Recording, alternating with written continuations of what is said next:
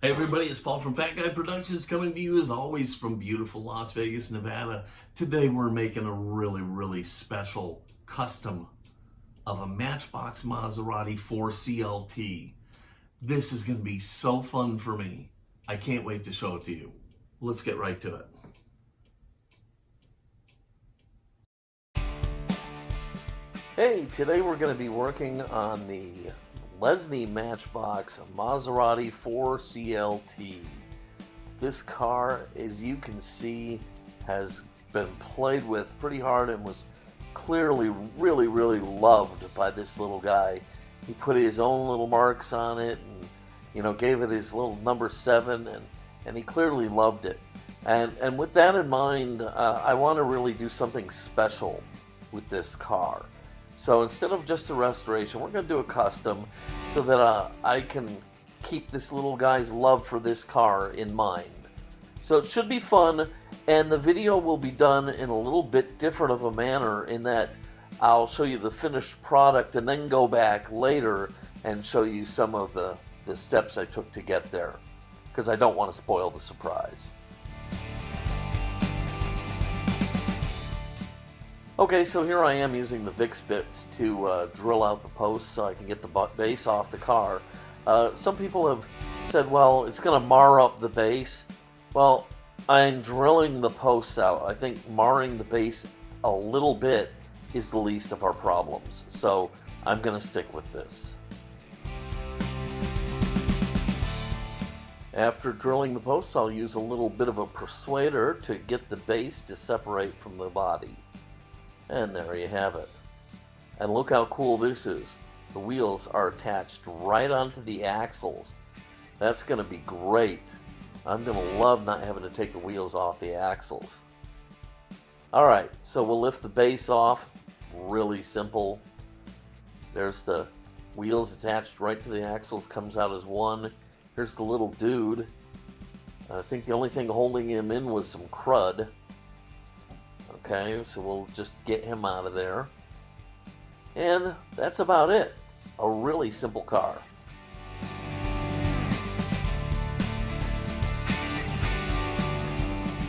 Now that the car's apart, I can go ahead and drill the posts out the rest of the way so they'll take the screws.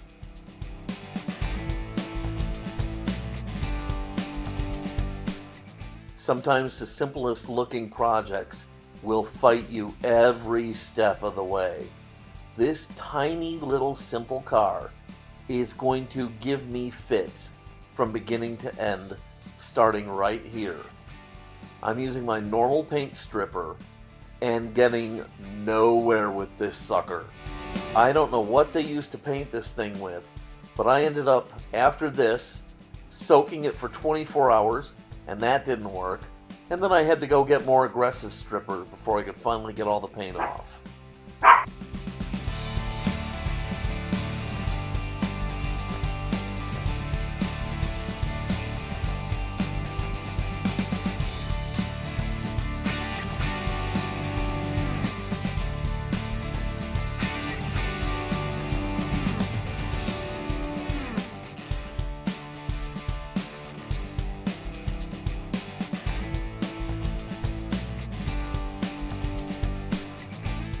After a battle royale with this paint, I finally got most of it off.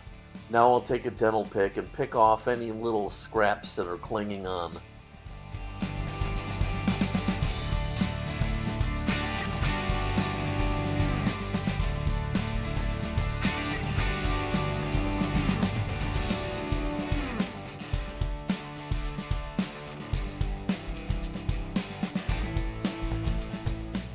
Normally I'd be showing you the painting process when I'm painting the body, but I really do have a special plan in mind for this car, and I don't want to ruin the surprise.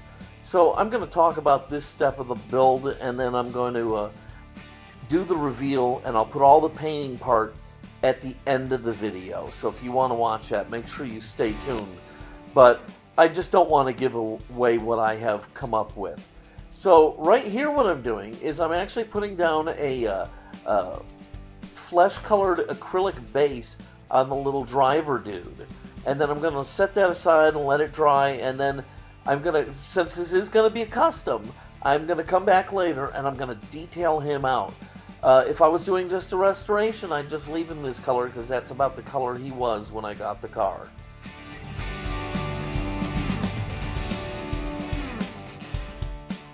Now it's time for one of my two favorite products, and since there's no glass in this car, I won't be using gauzy, but I will be using Super Clean. And this here is going to be another place where this car is going to fight me. Normally, just cleaning these wheels and axles up in Super Clean would be enough, but this car wasn't having it, and it forced me to have to take the wheels off the axles to get everything to roll smooth and nice. But, you know, I tried. I failed, but I tried.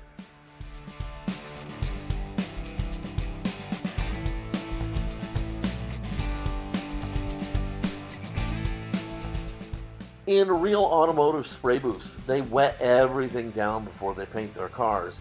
And so I've taken to doing that too, and I keep a big spritzer bottle full of water, and I mist my spray booth before I paint. And here I'm just going to put down some gloss black, some Tamiya gloss black on the base of the car. I've already primed it with some Tamiya fine primer, and now I'm just going to airbrush that black on here and make it look really nice and shiny. Should end up being beautiful.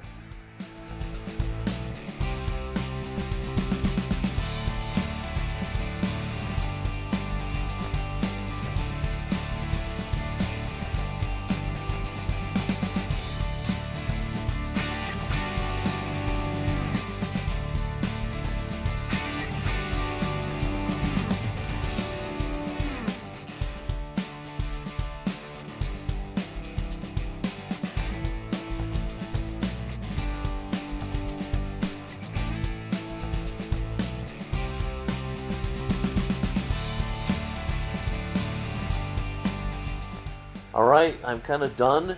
It looks amazing, so I'm just going to set it aside to dry for about a day.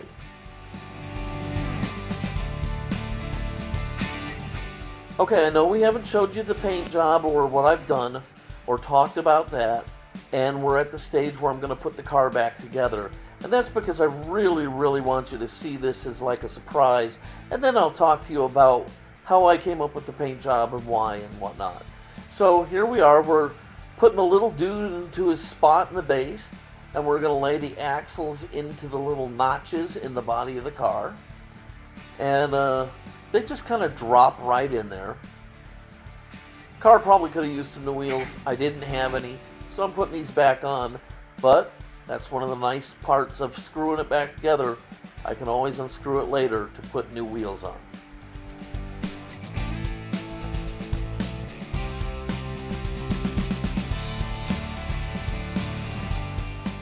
Now that everything is kind of fit back together, I'm just going to use my Allen wrench and my little screw, and I'm going to go ahead and thread it on in and close this sucker up.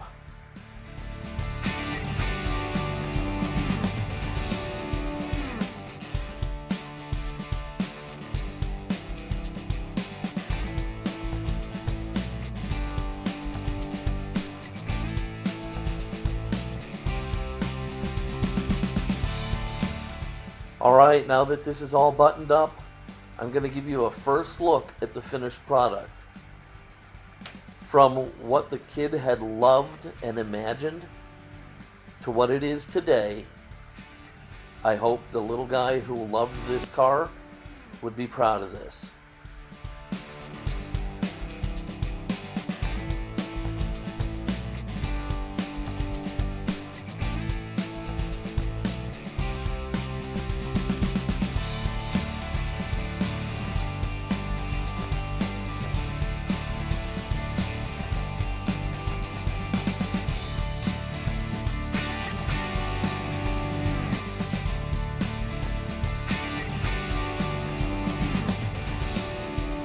Okay, so it was imperative to me to keep the feelings that the kid who had owned this car had put into it. And so there was no option but to keep the red and green and white color scheme and the white number 7.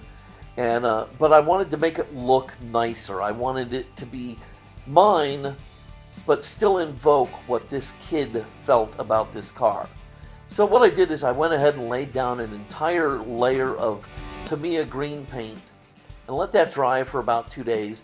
And then instead of painting the hood and the butt separately, I turned that into a stripe that ran from stem to stern and masked off the entire ass of the car, just like the kid had it.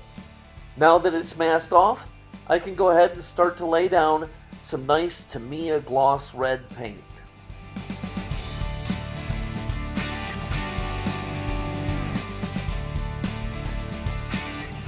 To get the nice finish, I'm going to use nice, long, smooth, even strokes, and the paint should come out beautifully. I'm going to pull the masking tape off pretty much as soon as I'm done cleaning off the airbrush.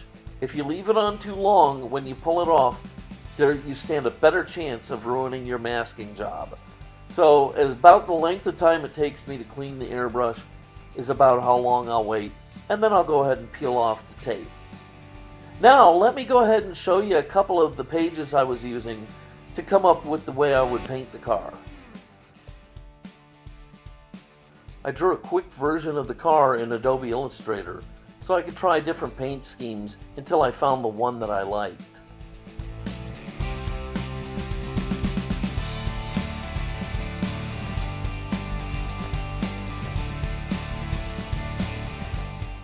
I really liked the one that had the white body, but I didn't feel it invoked what the kid was going for enough, and so I opted for the one with the red body instead and just a simple green stripe.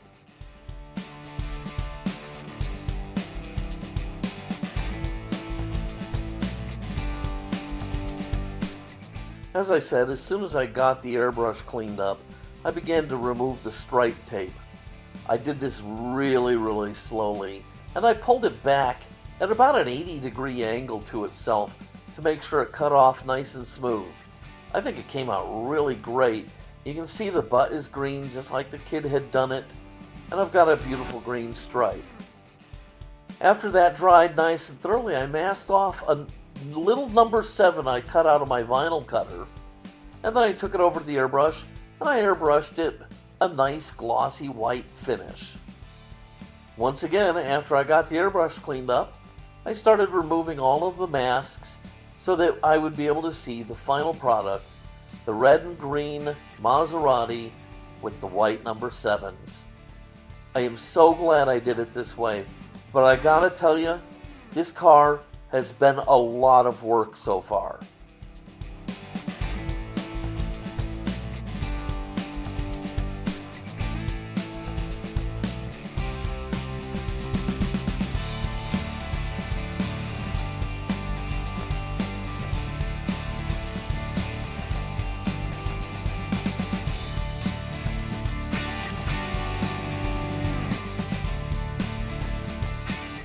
Now to really protect everything and to lock all of those different paint layers together, it's time for the Redline Shop's clear urethane clear coat. This stuff is awesome. Add a few drops of hardener, put it down, and it will lock your paint job in and make your car just beautiful. I love this stuff. It's my secret weapon. Again, as I've mentioned, I'll start with a tack coat, then a medium coat, and then I'm going to finish it off with a couple nice wet coat passes until I'm happy with what I have.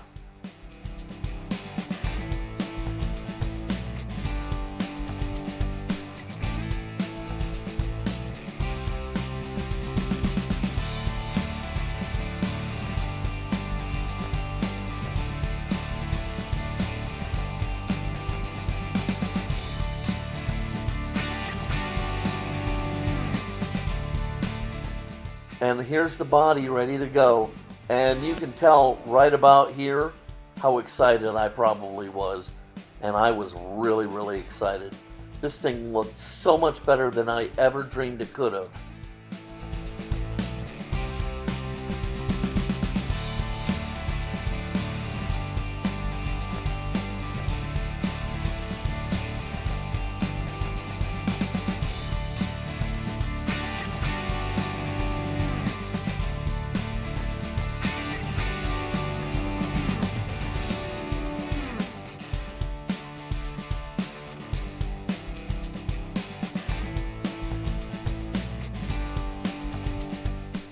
After letting the body dry for over 3 days, I went ahead and did the final assembly.